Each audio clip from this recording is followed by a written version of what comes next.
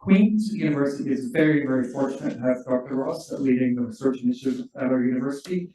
And the Department of Public Health Sciences is extremely lucky that this is her home department. So go ahead, Dr. Ross.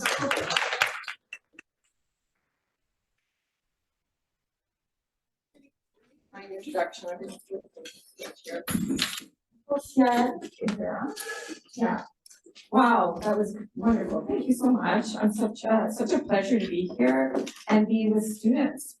So one of the downsides of being in administration at a university, okay, there's a few, but the chief one for me is the lack of contact with students, kind of on a routine basis. So I see you outside my window, but it's like a movie set that I'm watching as the crowds go by. So I'm really pleased today that you're here. I'm going to talk a little bit about my own research at the beginning of the talk.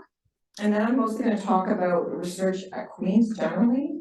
So folks can ask any questions about that because we can only talk about what you do every day, right? So that's what I do every day now. And so I'll talk a little bit about it. And again, then we can open it up for discussion or questions. Thank you. Okay.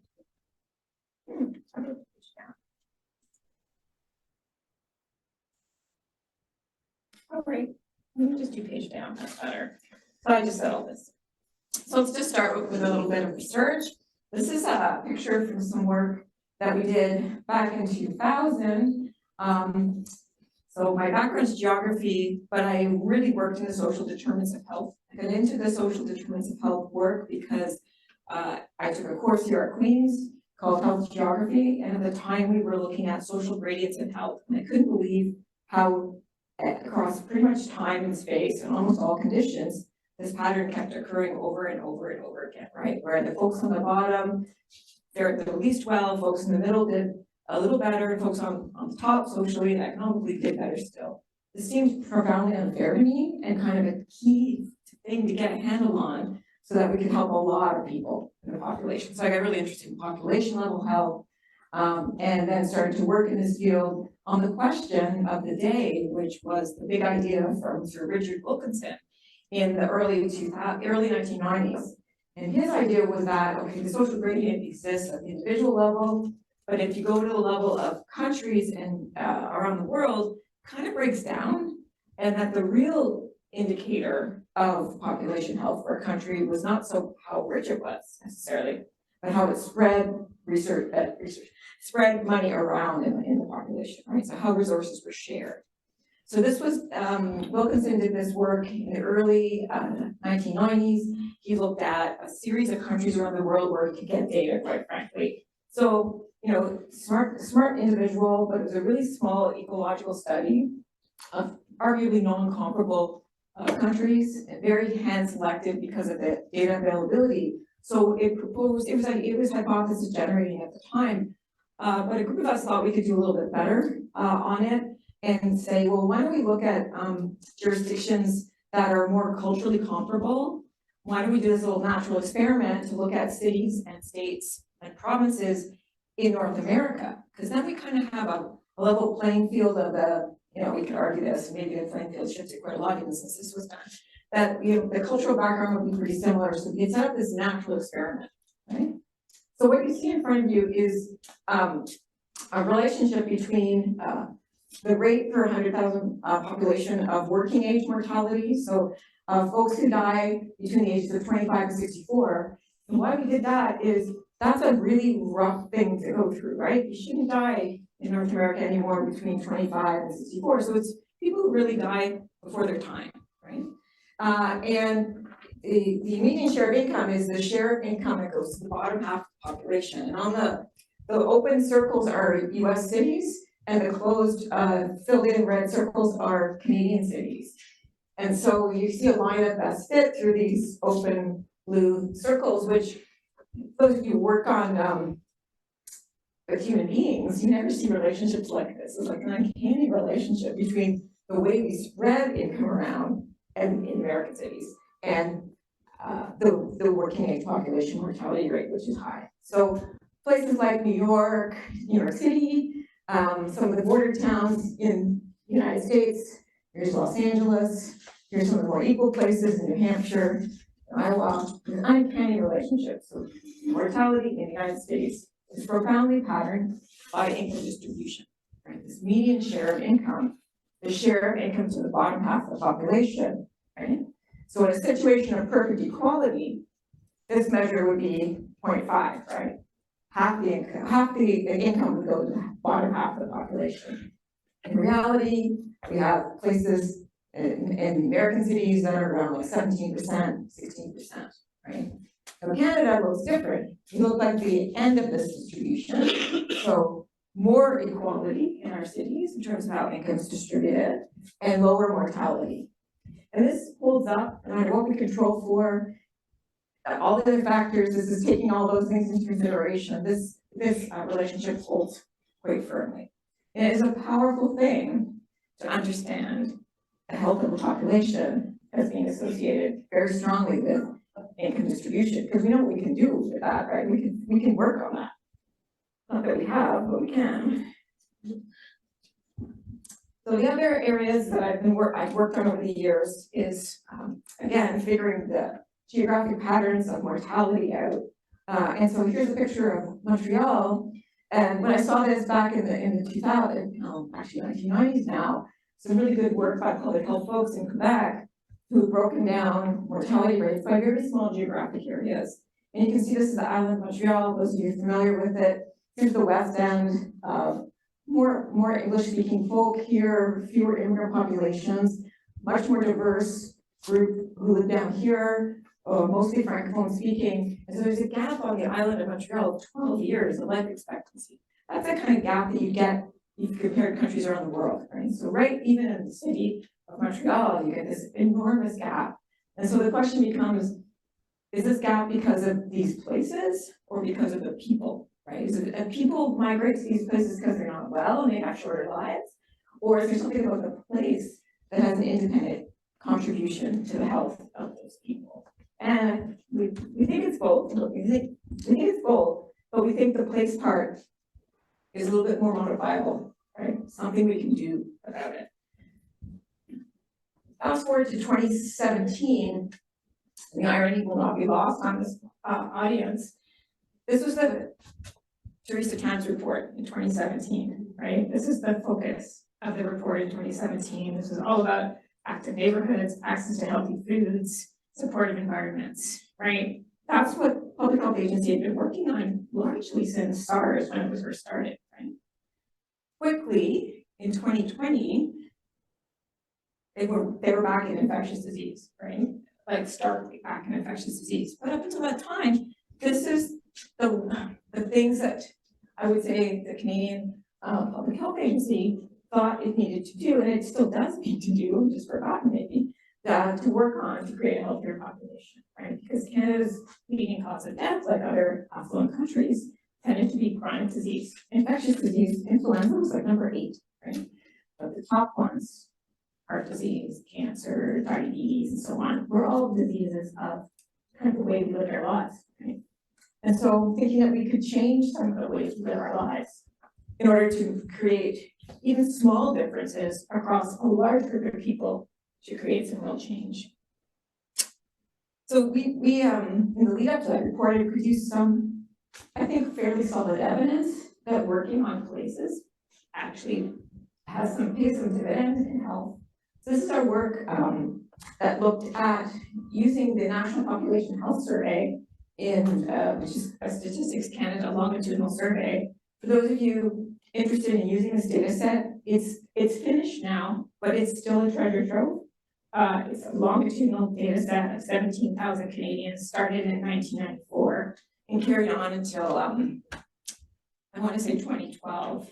It's still a really rich data set. And so what we were able to do is link those folks to where they lived and followed them to where they move in and out of different types of neighborhoods as a sort of an experiment to see how important it was where you lived on an outcome like obesity. So the red lines are this group of people, these are men, who moved from a high walkable neighborhood, one that supported walking, to one that was not supportive of walking over time. That's the red line. And the green line is the folks who moved the other way, who went from a poorly walkable neighborhood to one that was much better. And the black line is the whole sample over time, right? So over time, there's this sort of natural increase in body mass index, right? Over time, as people age, natural. It happens in a population, whether it's natural or not, we could debate it, but this is what is in the population, a black line. And when people get themselves to a much more walkable place, they almost turn off the weight increase associated with aging, right? That's what this suggests. You can almost turn it off. This, you ramp it up, right? And that's after we adjust for all the things you'd want to adjust for when you're doing a study of obesity, how much, your diet, your age, all the socioeconomic status, all these things are adjusted for at the individual level. So this was fairly powerful evidence that if we could just kind of get a handle on some of this, in terms of walking friendly places, maybe we could turn off an entire population, body mass increase with age, lofty, but this evidence isn't terrible about suggesting that we could do something like that. In fact, if we had a drug that did this for obesity, we'd be rich, right? It's a tremendous effect. So while I've got students in the room, I want to talk about two databases that we built that I'm really proud of for the entire research community to use. And one is the Pan-Canadian Measure of Active Living Environments, where we decided as a group that we were relying on proprietary data sets, we were relying on data that were created with a bit of a black box, we couldn't reproduce them. So we decided to go across the country with data that we knew that could be reproducible and openly available. And we created at the dissemination area level, so very small levels of geography, a database called the Active Living Environment Database. It's CAN-AL, we call it CAN-AL. And then the second database that we built, and this was by virtue of a team of us who got together internationally to decide what do we want to put in a food environment database. If we want to understand the quality of our local food environment, how are we going to get that information and how can we disseminate it broadly? And so we asked Statistics Canada to let us into their business register. That was tricky, it's like a vault, right? Because this is a registry that businesses use to report to the Canada Revenue Agency. So in there, we can categorize the establishments. So we know if you're a fast food restaurant, we know if you're a bakery, we know if you're a coffee shop, we know everything that's there, a full census of every business in the country. And we're able to categorize the quality of that food environment because we know if it was a supermarket that carries the suite of products that we would deem to be diverse and healthy versus Burger King, McDonald's, fast food in the area. So we were able to create this data set and give it away basically to anyone who wants it for ideological work. So if you want it, go get it, you might be interested in using it for ideological work. This is a public health group, right? So those are both there. They've also been validated. And the whole methodology is all laid out in health reports.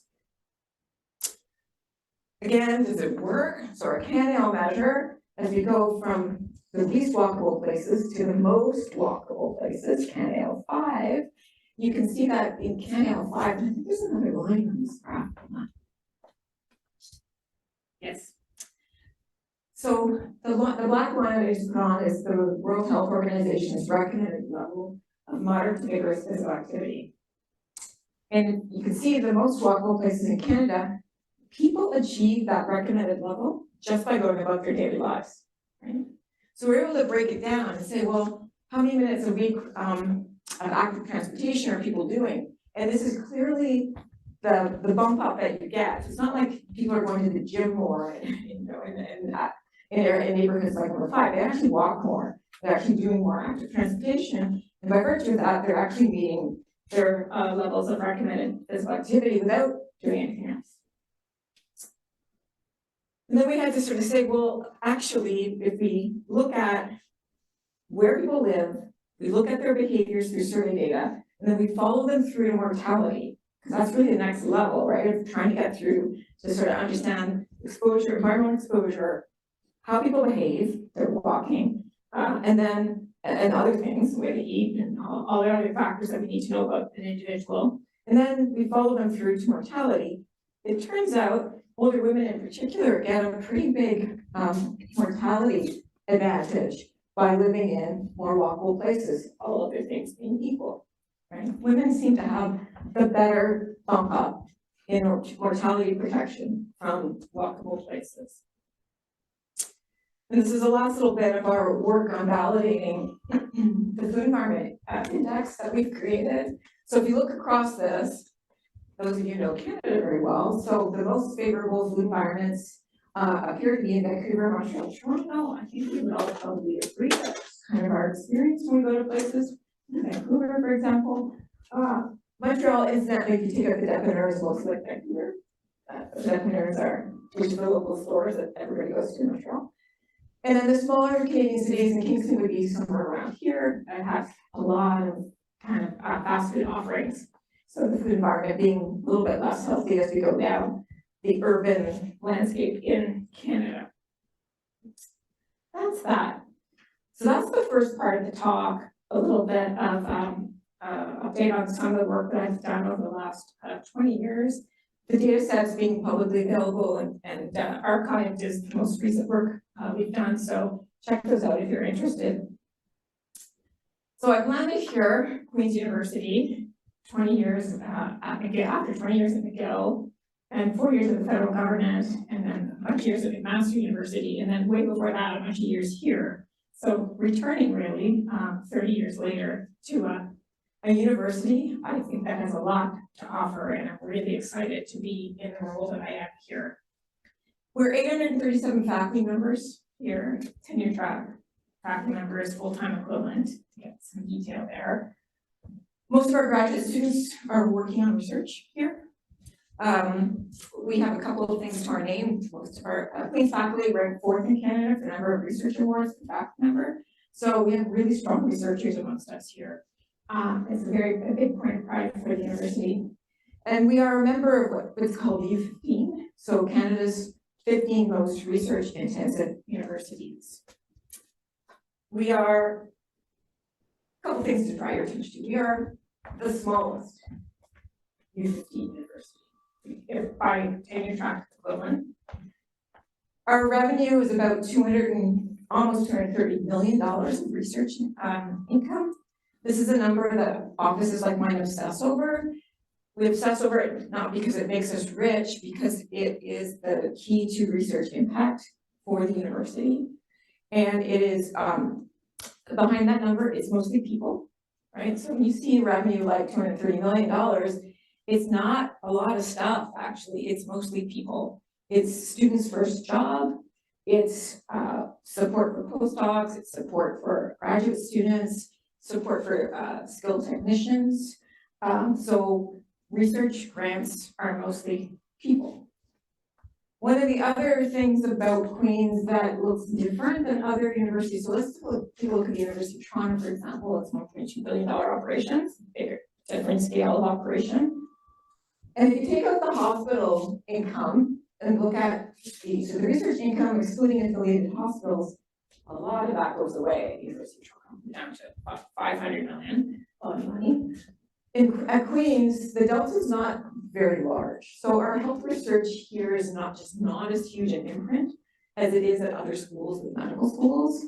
And that's something that I've come in. We have a new deputy vice principal of research charged with looking at this in our health sciences faculty, but also our local hospital community. And I think that's an area we can bring a lot of strength to, public health folks working together with hospital folks, clinician scientists, I think to really catalyze what's here, what's outside here, right? Which is a tertiary care hospital with lots of patients in it, who would benefit from pure research that then gets translated really, really quickly into the care that they're receiving. So a real opportunity here, I would say. This is what the Canadian research landscape looks like. Maybe you'll be familiar with it. Maybe you've had funding from one or more of these organizations. I put it up here now because Canada right now at the federal level is undergoing a review of these. If you were paying any attention to research in 2018, maybe you were, maybe you weren't, there was a major report at the time called the Naylor Report. And the Naylor Report reported at the time that there were cracks in the system, that there was a paucity of curiosity-driven research in the granting councils, and it was time for more. And the government responded at that time, but it responded to say that we wanted to do some things that are a little bit bigger than just what the granting councils were able to provide. And so they created at the time the New Frontiers in Research Fund, the NFRF. And there's a couple of different types of these. And what it says is, we insist that you are engaging across disciplines, so don't be siloed into your 3 granting councils, right? Work on something big, work on high risk, high reward projects, right? And with multiple perspectives, probably do it with an international partner, because Queen's is small within Canada, but the scale, if you look at Canada, Canada is small in the world, right? So thinking about the types of research that make impact is knowing who else around the world is trying to work on the same problem you're working on and bring them together so that you can solve it, right? So really some really nice thinking there. Queen's was one of the first institutions to receive a large grant from the NFRF. It's Dr. Kathy Crudden in chemistry for her carbon to metal coatings work, which actually at the core of it, it sounds quite simple, but it has a lot of potential applications, both in very, very small medicine, all the way up to corrosion of ships and bridges. And it's like, could be a profoundly big game changer if this type of chemistry is proven to be successful. So she is one of the first recipients in the country. She also holds the largest answer grant in Canada, by the way. That is hard. That's a major point of pride for the university. And the CFI is the infrastructure portion of the funding landscape in Canada. Every 18 to 24 months, it launches a competition. Queen's is allowed an envelope within that competition proportionate to the size of our tri-council success here. Right, so it's very important that our researchers continue to be strong in our tri-council support. One, because you get peer review of your work, and that's good. It's good to have people kind of give you a stamp of approval a little bit on the work that you're doing. These competitions, though, are really tough.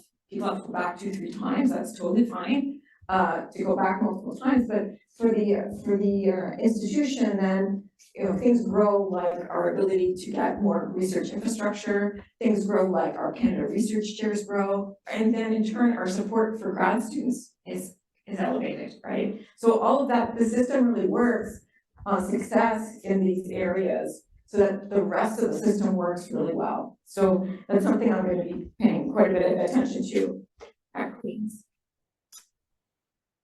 A couple of things. So last year, this may be interesting or boring, depending on your perspective. Last year was one of the most crazy years in a long time, or maybe ever, actually, for vice principals research, because there was just a lot of major competitions happening at the same time. And for Queen's, this was particularly interesting because Queen's is home to 2 major science initiatives in Canada. One being the Canadian Cancer Trials Group. You may have heard of them. They're still there. They run hundreds of trials around the world. And over 40 years, they've run thousands. And some of the results of those trials are game-changing, right? So changing cancer therapies on the basis of those clinical trials. And it's good that we do this internationally because it gives us access to much larger cohorts, much larger trials, and so that we can make we can have much more impactful research results. So a real point of pride for this institution. The second thing is the Snow Lab. So maybe you've heard of Snow Lab, which is a research facility up in Sudbury, Ontario, which was started here at Queen's more than 25 years ago from an idea from a physics professor that if I could just get underground 2 kilometers below some granite and get rid of all that background radiation, I could maybe start to see some things in the universe that I couldn't normally see, right? So this huge thought many, many years ago created this world-class, highly desired research facility in Sudbury, Ontario called Snow Lab, right? It provides the world and the consensus in the physics community about the next set of important astroparticle physics experiments will be played out at labs like this, and ideally at Snow Lab as being the best amongst those labs internationally. Should be a huge point of pride for anyone at Queen's University. So together, those two major science initiatives that are right here every day that well, the lab, Snow Lab's not here, but the people who work at it are here, and mostly the business department. And these collectively are $120 million operations, and they are collectively about 20% of all the major science initiatives in the country. So Queens is less than 1% in terms of size, but we're almost 20% of major science in Canada. That's also a point of pride for me anyway. We've also engaged in the Canada First Research Excellence Fund, which is kind of Canada's brand science, large scale research initiatives. Universities are charged with saying, where are you world class and where are you going to get to the next level? And so this is a large envelope, it's a $1.4 billion envelope.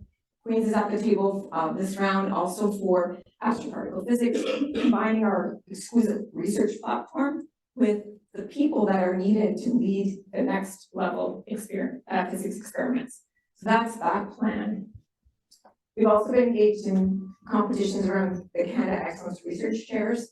These are, if I think about this, these are formed in the Harper government with the hopes that Canada would steal away Nobel Prize winners in other countries. It did it. It was successful with one in Alberta, but it really is offering up a really great opportunity for universities to say, where are we a world stage that someone can come and bring their world-class research program to? And there's two areas that the university collectively decided upon. This is immunophysiology and immunotherapy that links to cancer. And the second is our strength in small modular nuclear reactors and our the energy folks there, the materials folks there in the nuclear materials shop. So we're out now. We've put in 2 proposals for 2 outstanding candidates. And our fingers are crossed that they'll come to Queens if they're awarded those next spring. I think that's that. During time up. I alluded to this one, some success in interdisciplinary research. I feel like this is a strength of the university. We're a balanced academy here at Queen's. We teach in a lot of areas. We've been professors here from a lot of areas that would really set us up for success, I would say, in the interdisciplinary research contests. So again, the New Frontiers in Research Fund success to Kathy Crescent. We've been at we led some NFRF special calls in post-pandemic work, and the exploration stream of that NFRF that I talked about, we were quite successful in getting $4.6 million, and 7th in Canada, 3rd in Ontario in the sort of emerging researcher side of the New Frontiers in Research Foundation, which also again requires interdisciplinary groups and is a real signal to the next generation also of researchers here at Queen's. Partnered research is a priority of the office, and I'm happy to say that we've done a fairly concerted effort to talk to folks about NSERC Alliance program. This is singularly, I feel like, the best thing that granting councils have done in an awfully long time. This is where if a group of scientists would like to work with industry can come and basically get 50 cents off every dollar that they put in. And so that really smooths along that collaborative process with industry. What happens there is that students who get engaged in NSERC Alliance grants end up with their first jobs at in these companies. It allows us to do research that has an impact. If it can change an industrial process or an industrial product, this program is really quite remarkable at its creating research impact and creating it quickly. And Queen's has done very, very well, and we hope to continue that success in our NSERC Alliance. So I came into the job, I set priorities, and I'm happy to say a year later they haven't changed. It's a good sign. So we have 4 priorities. We do need to increase our tri-council research funding and then turn our research impact. This is a way to do it. How do we do this? Well, we support our researchers in the grants process early on. We take away as much red tape as we can. We support and change our digital offerings in terms of grant management. We change up the ways in which we offer up research ethics support and streamline these, not to say we're not going to be careful, but we're trying to remove a little bit of those impediments from the research community, and also offer up excellence in things like equity, diversity, inclusion, and indigenization for grants, offer up excellence in safeguarding research, because more and more now we really have to talk about how we safeguard our research data, and make sure that people know who's in their research group, and lock doors. Something really simple things. It's not actually as salacious as it's made out to be. Just really simple things that we can be doing on campus to be sure that we are safeguarding our research. So all of those things we are trying to ease the burden of, so that our researchers can focus on research as my priority. And we support the trajectories of our early career researchers. We do this through Prize, an early researcher prize. We're developing a training mentoring network for researchers across the university. We can access people who've been through a research career here at Queen's, and likely are not in the same discipline that they were in. So it opens up a lot of different avenues of thought about what the career can look like in research. We will develop research centers and institutes in core research facilities as overt expressions of our strengths and priorities. And so what I'm trying to do here is say that in faculties, you've got to love your research institutes and centers, you got to support them, and if they're really not something that's relevant anymore, like, it's okay, because research entities, institutes and centers don't have the life of a department or a faculty. They're supposed to live a short life, right? Short and really great life, and we don't have it forever. And we have to make sure that when we look at our research entities that are not departments and faculties, that they make sense for who's here now and for the priorities, and that they're great training environments for students. And so I've asked faculties to take a look at their centers and make sure that they're absolutely overt expressions of their own strength and their priorities. And then at the institutional level, at the broader level of the university, we will probably have one or two or three that are fairly emblematic of the strength that goes across the university, but no more than that. And we'll do the same thing for our research facilities like labs, also like could be for a social science facility as well. Across the university have to be, make sense and have to be shareable. And the last priority is excel in partnered research and innovation opportunities. And so we have a whole part of the office that works on technology transfer, patent searching, that kind of stuff when something gets to that level.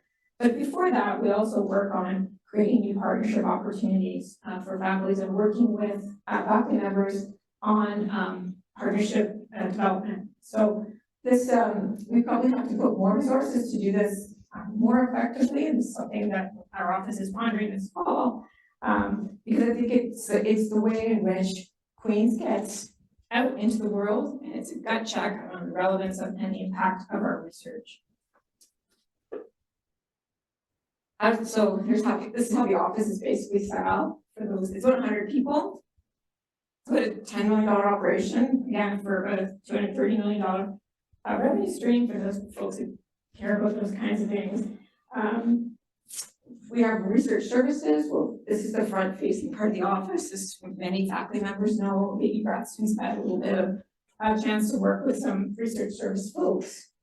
They work with you on grants. These are great individuals. It's a highly professional group of people. They know a lot. When they recommend something to you, you should listen. They know what they're doing. And they can help more the earlier folks get into the office. So keep that in mind. Partnership, patents, innovation, and there's the legal services and contracts unit that falls within the partnership and innovation group. Ethics and compliance, we have two boards here at Queen's. One is the general board, and the other is the health sciences and affiliated hospital research ethics board. We also run two large facilities at the university. One is Queen's Center for Advanced Computing, which is actually pretty cool. It's a very good long-standing high-performance computing center. And anybody who goes in there and wants to learn more, someone will sit down with you and help you, right?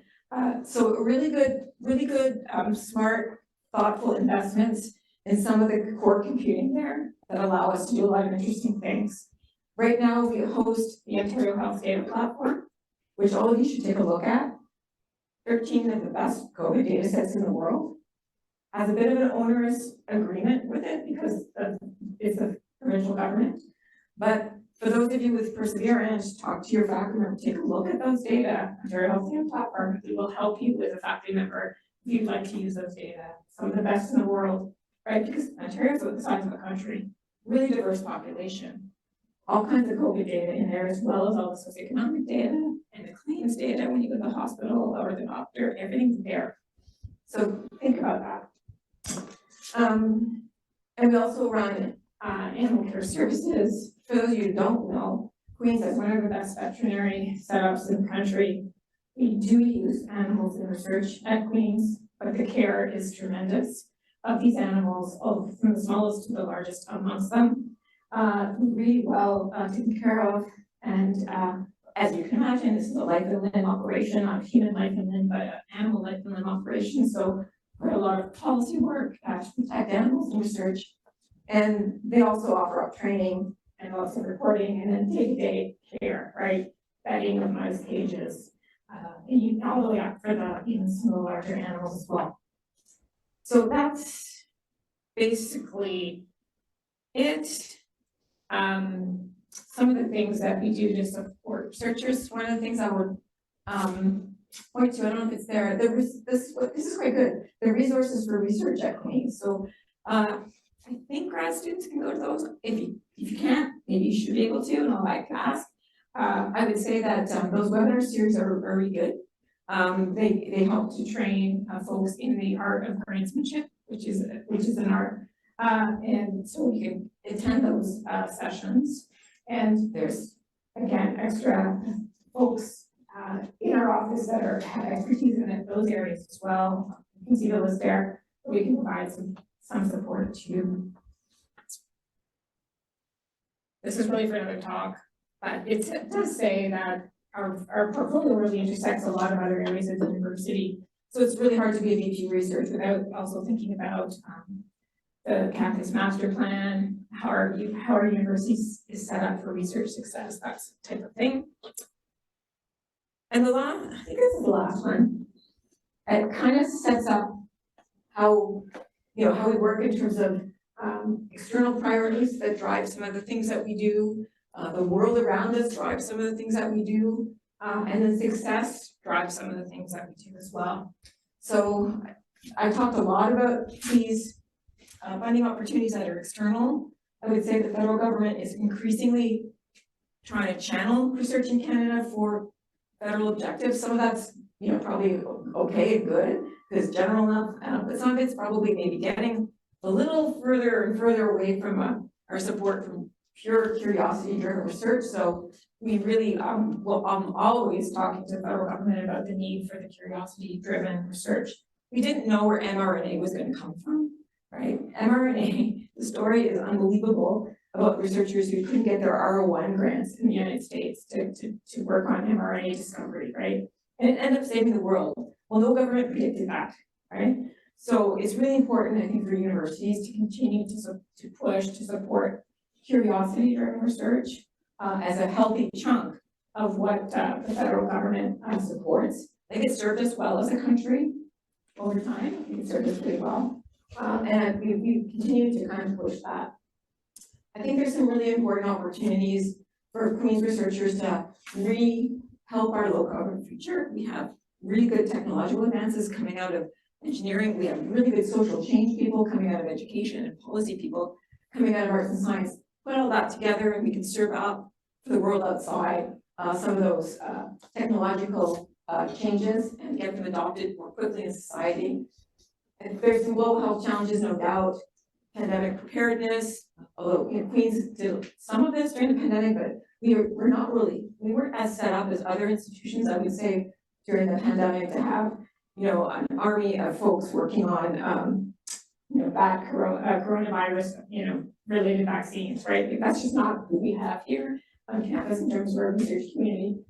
But I would say where we're really well set up is for aging, chronic disease, treatment and prevention, and clever work involving you folks here. I think in any of those areas would be really important.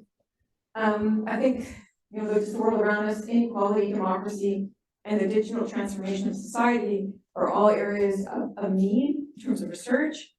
We can link these to the Sustainable Development Goals. We wanted to, we could, or we don't have to, but all of those things I think are major, some of them are existential threats going forward, but also opportunities where research answers could help us get our goals, help improve our societal goals here.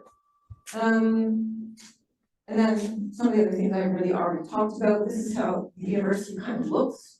We have folks who work in environmental sustainability, we've got materials and structures, we've got a whole health core with multiple professional training as well as public health. We have lots of folks involved in culture and creativity, and we have a strong policy and law set up. Underpinning all this, I talked about our digital research services through our Center for Advanced Computing, our animal care, and our other major facility, which is Snow Lab up in Sudbury, and that we in our office maintains. And then how do we know we're doing what we hope to be doing as an office of research? A couple of different indicators, some of which you can't measure. So the last one I like the most, you can't measure it really well. I think we should be providing high quality training environments to students. That can mean a lot of different things, but you kind of know it when there's an intellectual buzz around a particular researcher or research group that attracts graduate students. So I'd love to see a lot more of that. It's just really hard to measure that we've actually done it, but we're going to try to create it. Graduating doctoral students is a huge indicator of research output. Students who finish a doctoral degree everyone goes into academia or wants to publish their work, but many do, and it tends to be the way in which we get research out of the university. International research impact, so collaborations internationally, and meaningful partnerships. Again, I keep repeating that, but meaningful partnerships outside the university are also going to be a metric of success for us. It's the Q&A. Yeah. So about 5 minutes of questions you have time for. Yeah, thank you. And so we can applaud those as well. Thank you.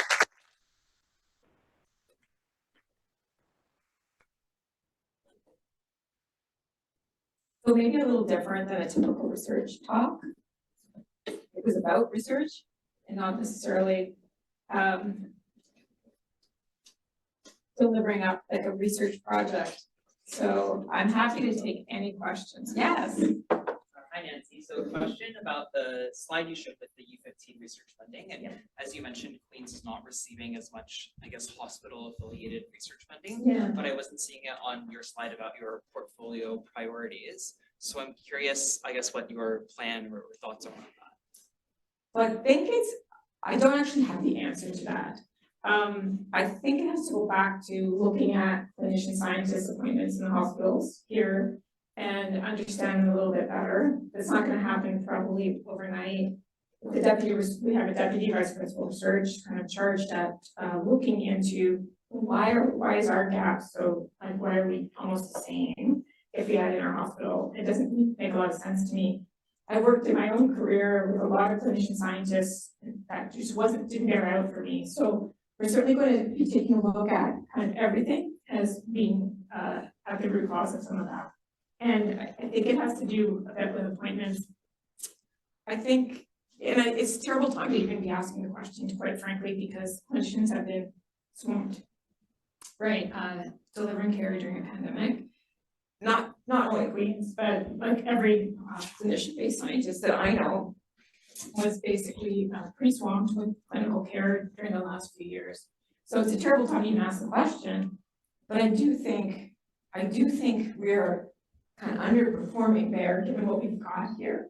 And it's something that will be bringing some people together outside of clinician science with some other research questions that a clinical scientist can either take up really quickly and or get engaged because they with with real lived experience. So I'd like to see more of that happening, and we'll try to foster some of that.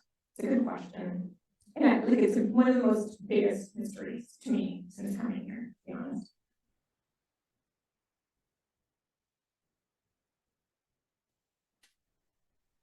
So I have a question, Nancy, while others are thinking of their question, and that is, I particularly found your first few slides about the social determinants of health interesting.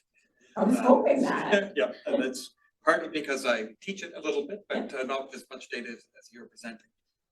My question, to put you on the spot, is would you like to come and give a session on that at some point? Sure. I know that you're busy with Yeah. VPing, but Yeah, it is the full-time job, but I am gonna be giving some guest lectures, and so like absolutely happy to do it. It's fun. probably not till next fall, so here we go. Perfect. Perfect. Yeah, no, happily do that. Yeah. I really enjoyed your presentation. I'm just wondering if your office also looks at, I saw on your slide, it looks at the promotion of faculty, in terms of research, now that journals are charging so much for the publications, and what your office's view is on that. $12,000 for Nature, right? I know. US. I know. I have a bill in my inbox right now myself. So, this is a bigger discussion. This is something that granting councils need to get hold of, the librarians need to get hold of, and we need to, The granting council should be standing and shouting up and down, because the grant funds are going to for-profit journals around the world, like in a pace that we've never seen, right? So, you should be writing it into your grants like crazy. And making sure you're saying that if you want me to have an open access publication, this is what my field is generally I pay in my field. And if it's $12,000 because you're aiming for Nature, then you put it in that grant. Absolutely. We don't have necessarily a pot of money set aside for it. I think you should basically speak, people should come to see me if they're really in a pinch, absolutely. But we don't really have a fund set aside. What we're probably going to be doing is putting aside funds for folks who are preparing books. There's a lot of extra costs now associated outside of the book contract with plates or other things that people have to prepare. We will probably have some of our shirt funding that will be folks will be eligible on the book side, but we don't have a specific policy on that. And we do bring it up every time the U15 meets. Open access and charges for journals is on the agenda. It's just not moving as fast as any of us would like. Yeah, I was thinking more in terms of how could Queen's and other universities influence right? I mean, you get in New Zealand, you get drug companies trying to sell drugs, right? And then the country can say to the drug companies, I will make your drugs, I'll fund your drugs, but you're gonna have to charge me less here. Yeah. And they do, right? So prices there are lower than here. For example, just an example, what's the bargaining power that could be brought forth? So it's the U15 group of universities, it's the presence of the granting councils, not just in Canada though, because again, we're small. The American Granting Council, NSF sees this too, as is the NIH in the United States. So there's a lot of international dialogue about this right now. But in the meantime, the bills keep coming. So I understand it is being talked about at the highest levels. Okay, so I think our time is up. So I'd like you all to join me in thanking Nancy Ross again for this.